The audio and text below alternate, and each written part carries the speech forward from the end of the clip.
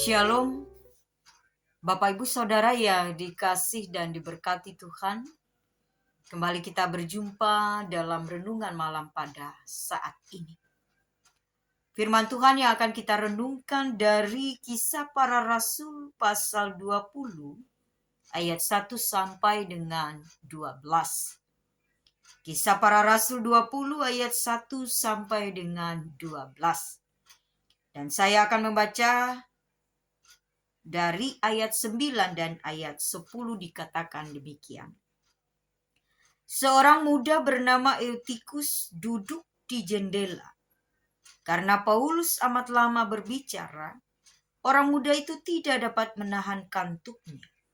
Akhirnya ia tertidur lelap dan jatuh dari tingkat ketiga ke bawah. Ketika ia diangkat orang, ia sudah mati.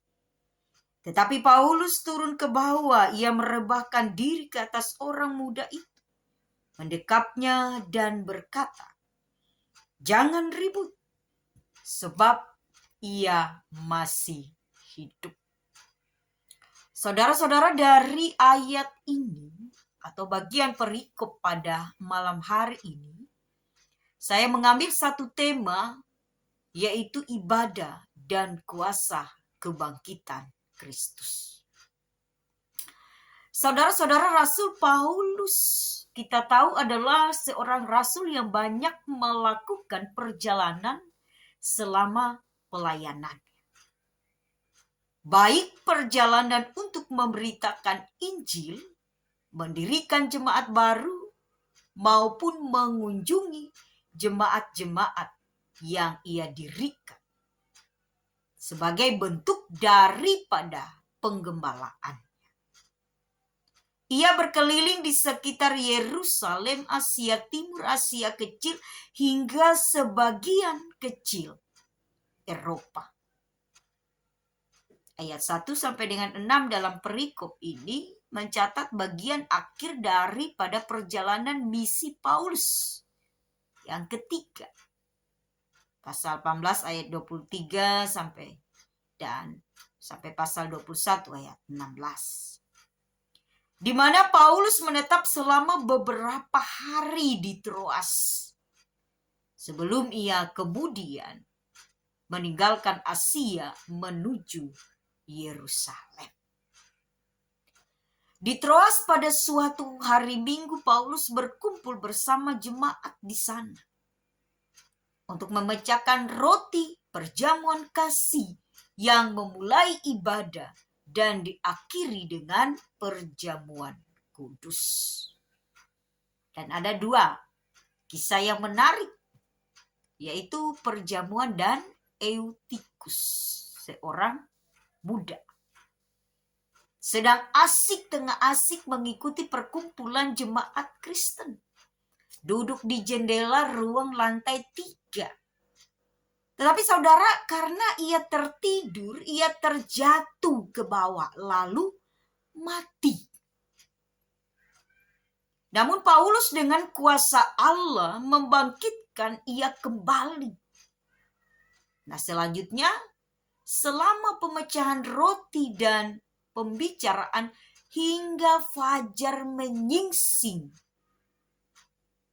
tapi hanya ada kisah Eutikus yang diantar pulang ke rumahnya oleh umat. Memang fokus bukan hanya kepada Eutikus semata, tetapi ada berapa kejadian-kejadian yang terjadi. Dan fokus yang terjadi atau inti dari bagian ini adalah perkumpulan Kristen dan pemecahan roti. Di mana pemecahan roti atau perjamuan itu diadakan di dalam ibadah. Tujuan daripada pertemuan itu adalah untuk mengenang peristiwa Kristus yang telah bangkit. Kristus yang telah mempersembahkan dirinya sebagai kurban untuk keselamatan umat. Dan dalam perkumpulan yang dilakukan serta pemecahan roti ini,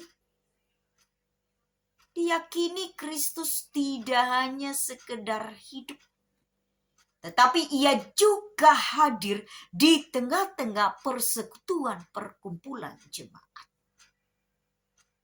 Dan Kristus yang diperingati oleh jemaat Kristen pada waktu itu adalah Kristus yang hidup. Kristus yang bangkit. Kristus yang hadir di antara mereka. Nah, bagaimana dengan peristiwa Eutikus yang diceritakan dalam bagian ini? Merupakan sebuah bukti nyata akan kuasa kebangkitan Yesus yang nyata. Bagaimana Rasul Paulus membangkitkan ia sehingga Eutikus kembali hidup. Tetapi sesungguhnya ada kuasa Allah di dalam diri Rasul Paulus. Ada kuasa Tuhan. Kuasa Tuhan itulah yang menjadikan Paulus mampu untuk menghidupkan Eutikus yang mati. Nah, ini sebuah bukti kuasa. Kebangkitan Yesus akan Yesus yang hidup itu nyata. Tidak hanya sekedar sebuah cerita, tidak hanya sekedar sebuah kisah, tetapi ada kenyataan dan memang peristiwa itu benar-benar terjadi. Jadi saudara dan saya jangan ragu, setiap peristiwa yang terjadi di dalam kemahakuasaan Kristus, semua itu nyata, meneguhkan iman saudara dan saya. Nah, saudara-saudara, karena Yesus Kristus telah mati dan bangkit, maka ibadah atau pertemuan Kristiani, persekutuan kita, merupakan sebuah peringatan akan karya penyelamatan yang sudah dilakukan oleh Allah di dalam Kristus. Dan serta menjadi dasar pengutusan umat di dalam dunia ini untuk mewartakan karya Yesus Kristus tersebut. Jadi mari saudara dan saya, kita terus-menerus. Ibadah itu sebuah persekutuan, peringatan. Di mana kita memperingati karya penyelamatan. Kita bersekutu. Itu menjadikan dasar dari pengutusan bagi kita. Dipanggil, diutus Allah. Untuk mewartakan Injil Kristus. Kemanapun kita melangkahkan kaki. Tapi Bapak Ibu, terlebih kita mulai dari diri kita masing-masing. Dari kehidupan kita masing-masing. Dari keluarga kita masing-masing. Kemudian kita nyatakan kemanapun kita dipercayakan dalam setiap bagian tanggung jawab. Mampukah dan maukah saudara untuk melakukan semua itu bagi kemuliaan Tuhan? Kembali kepada diri kita masing-masing. Amin. Mari kita berdoa. Terima kasih Bapa di surga, firman-Mu yang menyapa kami. Firman-Mu yang terus-menerus meneguhkan iman kami.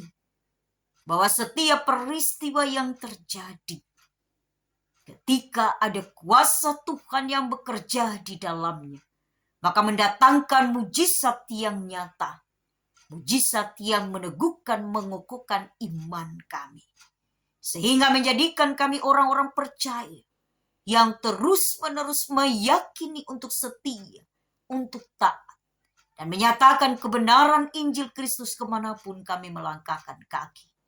Tetapi itu semua kami mulai dari diri kami sendiri, menjadi teladan, menjadi garam, menjadi terang dunia, dimanapun Tuhan mengutus dan memanggil kami. Mampukan kami Tuhan karena kami lemah. Mampukan kami Tuhan karena kami tidak berdaya. Sebab kami yakin, kami percaya.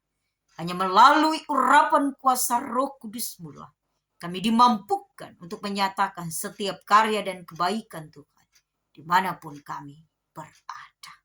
Di dalam nama Tuhan Yesus Kristus yang adalah Tuhan dan Juru Selamat kami, yang hidup kami berdoa tidak memerintah, tapi kehendak pula yang terjadi. Amin. Shalom.